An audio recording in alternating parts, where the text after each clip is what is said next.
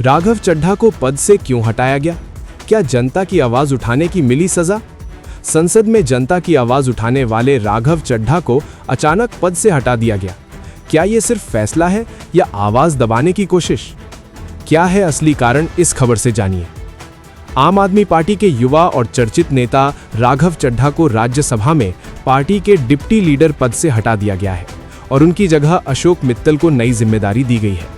यह फैसला अचानक लिया गया, जिससे राजनीतिक हलकों में हलचल तेज हो गई है। खास बात यह है कि पार्टी की ओर से इस फैसले के पीछे की कोई स्पष्ट वजह सामने नहीं आई है, जिससे कई तरह के सवाल खड़े हो रहे हैं। राघव चड्ढा को लंबे समय से एक ऐसे नेता के रूप में देखा जाता रहा है जो संसद में आम जनता की आवाज को मजबूती से उठाते थे। महंगाई, बेरोजगारी, टैक्स और आम आदमी से जुड़े कई मुद्दों पर उन्होंने खुलकर सरकार से सवाल किए। कई बार उन्होंने ऐसे मुद्दे भी संसद में उठाए जिन पर बाकी नेता चुप रहते थे। यही वजह थी कि उन्हें एक तेज तर्रार, बेबाक और जमीनी नेता के रूप में पहचान मिली।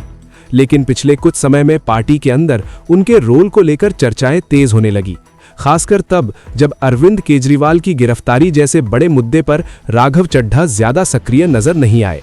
उनकी इस चुप्पी को पार्टी के अंदर कुछ लोगों ने नकारात्मक तरीके से देखा। इसके बाद खबरें आने लगी कि वे पार्टी के बड़े फैसलों और अभियानों से थोड़ा दूर हो गए हैं। कुछ नेताओं ने यह भी आरोप लगाया कि वे पार्टी लाइन के अनुसार पूरी तरह सक्रिय नहीं है। धीरे धीरे ये मामला अंदरूनी खींचतान में बदलता नजर आया और इसी बीच पार्टी ने अचानक बड़ा फैसला लेते हुए उन्हें डिप्टी लीडर पद से हटा दिया।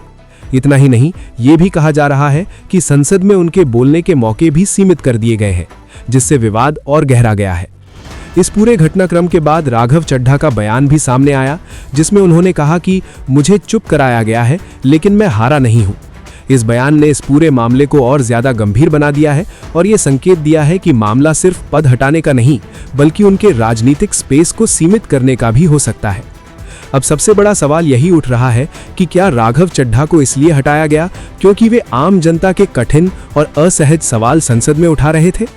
क्या उनकी बेबाकी और सीधे सवाल उठाने का तरीका पार्टी के अंदर कुछ लोगों को असहज कर रहा था?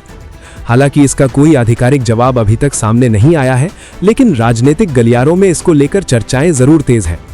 फिलहाल आधिकारिक तौर पर जो कारण सामने आ रहे हैं, उनमें केजरीवाल के मुद्दे पर उनकी चुप्पी, पार्टी लाइन से दूरी, अंदरूनी मतभेद और नेतृत्व में बदलाव की रणनीति शामिल मानी जा रही है। लेकिन इसके साथ ही ये बहस भी चल रही है कि कहीं उनकी मुखर शैली और जनता के मुद्दों को जोरदार तरीके से उठाना ही उनके खिलाफ तो नहीं चला गया।